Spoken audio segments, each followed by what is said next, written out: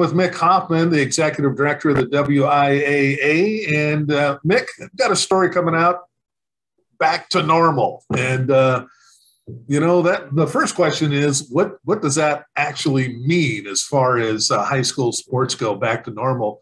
I think folks, for myself, it was pretty darn close during the fall. We had I thought, a pretty good fall season. Of course, there's still some bumps in the road there, but it's not just all COVID related. There's other issues that have come into play as to why games have been canceled or rescheduled or moved or played at different times.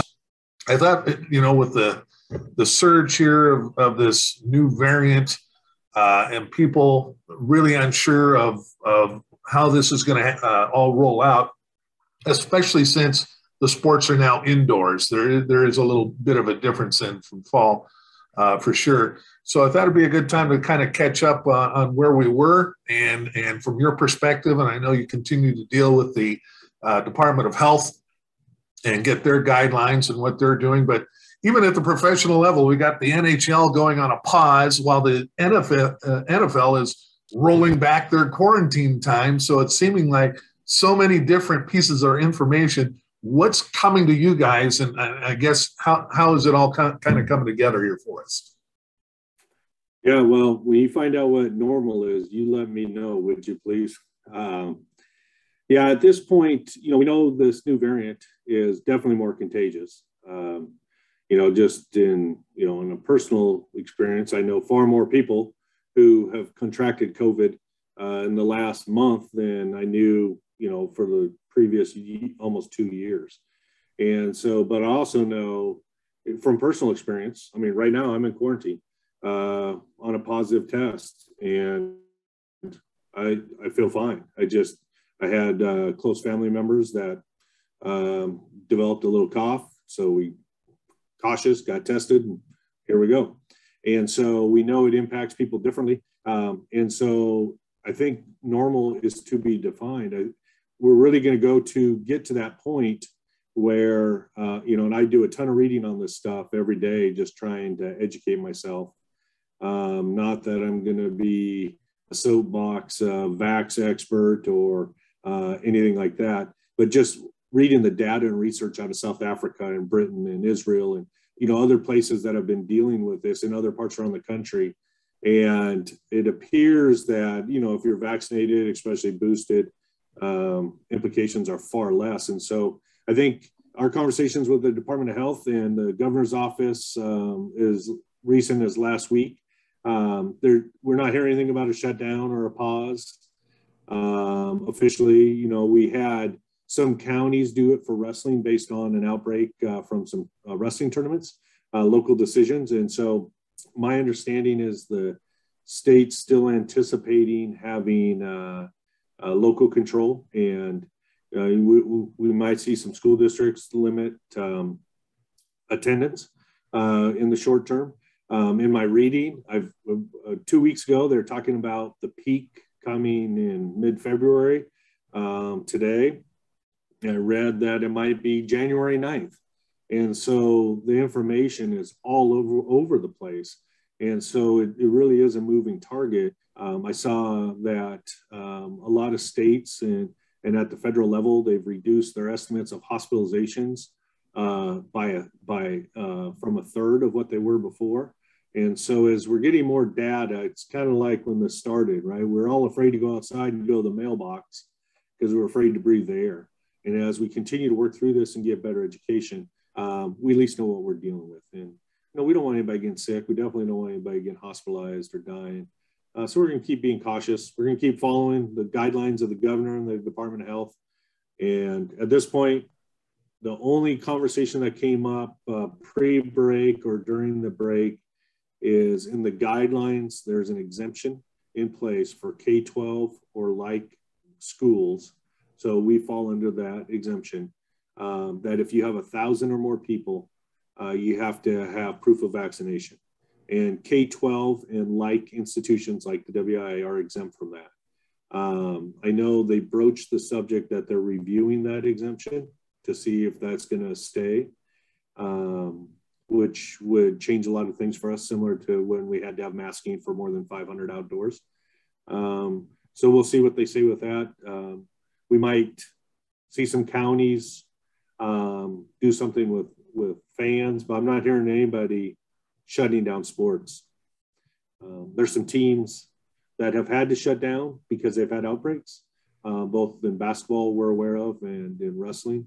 And as this thing is running its course, if we can keep the health impacts to a minimum, it doesn't appear we can avoid it completely, but to a minimum, maybe we get to that herd immunity and we start to remember what it was like pre-March of 2020. And one of the things that I think we chatted, privately back around the state football championship beginning of December, but I believe at that time you're saying that the health department was not necessarily focused on the number of infections being reported, but really focused on hospitalization. That's that next step of where this causes the biggest problems. Correct. Yeah, hospitalizations and deaths are their main concern. And, I read a headline about a week ago that really scared the bejesus out of me. Talked about this huge surge in child hospitalizations with COVID was the headline. And I'm thinking, oh my gosh, what is going on? What have I missed? But then when I read the article, it was mostly were young people who were in the hospital for other events, tonsillectomy, what have you, broken arm, and they're testing everybody. And they're saying, hey, you have COVID. What? I got COVID. And so, child cases are up.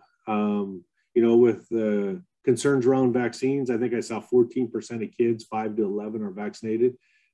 We expect a surge coming back to school, no different than what we saw last year.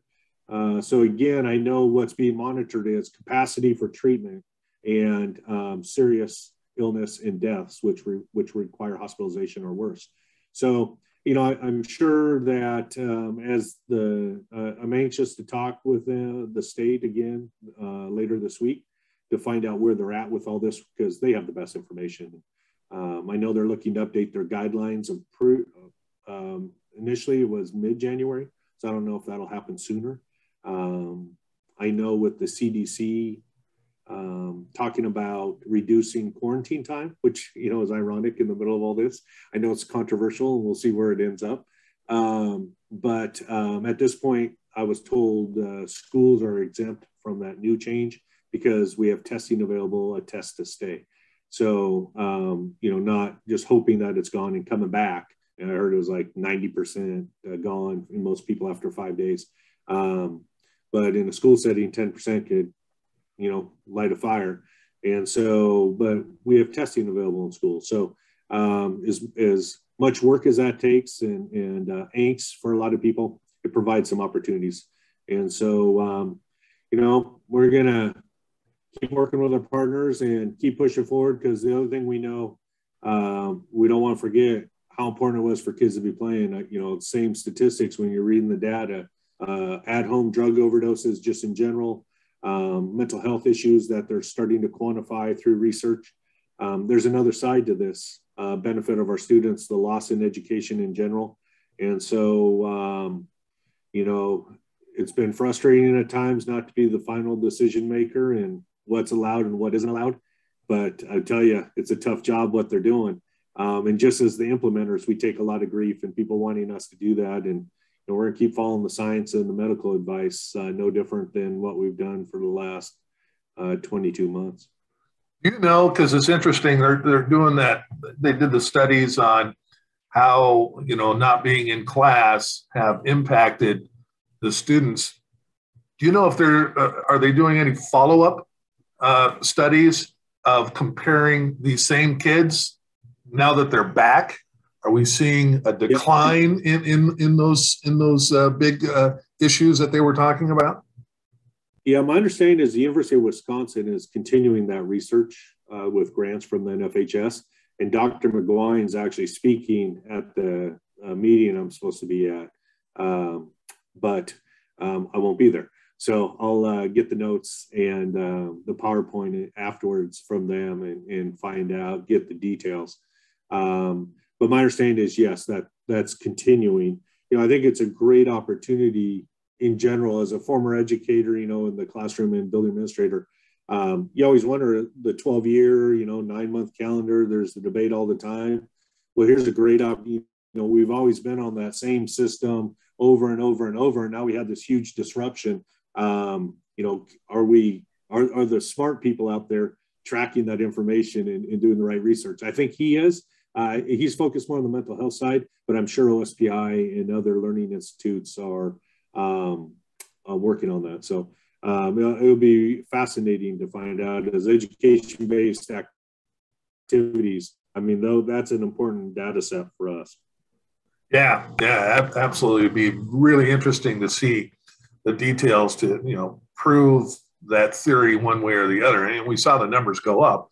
So you don't need to prove that, but there is an immediate impact once they're back into a somewhat regular or normal schedule as before.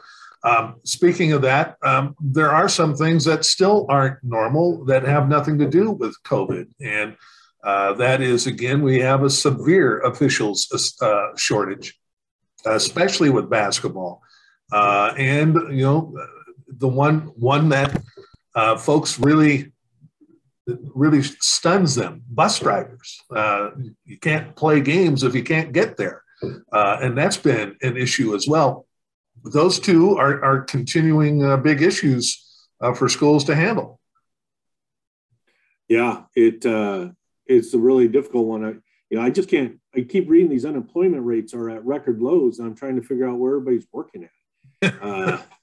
Because restaurants can't get enough. I mean, all the jobs that typically as a kid you're trying to get into, they're not able to fill. I don't know. But yeah, without officials, it's PE, and without bus drivers to get you there, it's not even intramurals, right? It's you're at your school. So we keep getting creative with our scheduling. Our assigners are doing amazing work, and we have a lot of really dedicated officials that are putting in a lot of extra time, which we greatly appreciate, and we're working on trying to help them out. But it's something that needs to change, and I think we're looking at it from trying to understand why aren't people doing it, and a lot of it, what the research from the fish associations is how they're treated. And so, what we can control is how the schools treat them. So working with our coaches and our students to take care of our bus drivers. And we have a lot of schools that are very intentional that do that. Then the other piece, we got to pay them a little better. We need more people. We're going to burn them out. So, I think those are all things that we're trying to find a way to address, but there are no easy answers. Again, before Christmas, the Christmas break or winter break, there was talks about pausing, especially wrestling. And then word got out, well, Matt Classic is in danger and things like that. First of all, the winter championships will mirror the last time we had them, right, in 2020. Yep. So the state basketball tournaments will be the same, and there's discussions. I don't know if you've returned to those, but that's a subject for another day on the tournament format itself. But Matt Classic and the Spokane Arena, the Sun Dome, and the Tacoma Dome are all in play again for state basketball. And at this point, there's no reason to think that there's going to be anything that's going to interrupt those at this time. Yeah, correct. And that's why we've been really studying what the anticipated surge and where we'll be at by mid-February, right? I mean, that's the key time for us, mid-February on for our tournaments. And, if this thing peaks in the next couple of weeks and we're a month out and it's ripping through like it is, we're okay. I talked with Dr. Chen, who is the lead doc in Tacoma Pierce County about a week and a half ago, and asked him, hey, do you foresee us having any issues with hosting as normal in the Tacoma Dome? A week and a half ago, which is a lifetime in today's world with what we're dealing with. He said, no, we see no issue at that point. That being said, we're putting plan B, C, and D together. You know, Oregon just switched their wrestling tournament to 6 individual sites at high schools as a way to break their tournaments down. And that's what they're going to run with. We're not planning to do that. We are planning to do exactly like you said, but we also need to be prepared if for some reason we're not able to utilize that facility for whatever reason.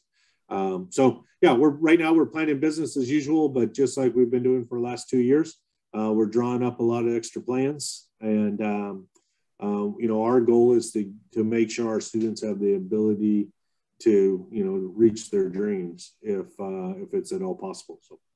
Well, and we kind of learned some lessons from that. If you remember back in 2020, we had to pause. All the spring sports were canceled. And then we got into June and we started talking about how football is going to be normal. And this thing changed on a dime where things got bad again. And we ended up not having anything until February of 2021. Wiping out all of the fall and early winter sports, of course, during that time. But it turns both ways. So, like you said, if the surge comes and it's not impacting the hospitalizations to a point of concern, man, it seems to switch back the other way very quickly as well. So, I assume you definitely want to hesitate on pulling the plug too early when there's still time for this thing to change. And it does change exceptionally rapidly. Yeah, exactly. And the last thing we want to do is change the events. You know, our students, we want to put on class events for our students. They work their tails off to get here. It's something they're going to remember their entire life. And they're fun. I mean, when we play sports, we're involved in sports, it's fun.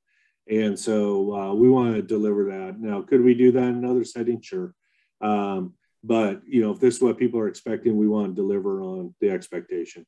And we don't always hit the mark, but, man, it's not going to be because we weren't trying and we weren't prepared. So, yeah. So right now at this point, we fully anticipate regular events. Again, with the officials and the school bus drivers, I'm sure, and you're just urging fans, keep that in mind, you know, and if you think you can do better, I'm sure there's not an officials association that isn't looking for more people, especially. Yeah, we could use, I mean, you know, it used to be they're kind of selective and picky in who they brought in and all that. Now they're saying, hey, we'll teach them. Like, we won't put them out there, him or her out there till they're ready, but we'll teach the game. And, you know, what a great opportunity, because down the road, once we get this thing turned around, there'll be some great opportunities for people because they're going to be up in those associations and they're going to get the games everybody wants to do. And so we're just thankful for the ones hanging in there with us. We should also mention at this time, because we just talked about wrestling and basketball, but here in the winter, you got girls bowling. That'll be set for, I assume, is that the Narrows? That's like a month away.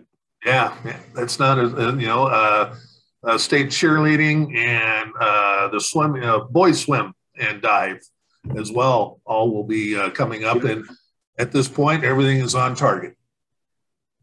Yeah, and so swim is one that we'll continue to work with King County Parks and Rec, similar to what we did with the girls season. And yeah, so right now we have plans for bowling if we need to adjust it. We got state cheer coming up, and all that happens that first weekend in February. So it's it's right around the corner. So those are ones that have us the most nervous at this point. And if we need to delay or alter, we'll work with our board on what alternative plans we develop. And location like cheer is going to be at Battleground again? Correct. So with that, I mean, in that, I can see the biggest issue with that, if indeed there is one, is that there are a huge number of people that are in that gym with the, so this would be one that you would see maybe stretched out if you had to, or adjustments that would be made along the way, but Correct. Still going to get it done for sure. Yep, that's the plan. I mean, at this point, it's hard to promise anything. I definitely don't want to overpromise, but what I will promise is, yeah, the plan is we'll have multiple options to make sure we deliver an experience for students.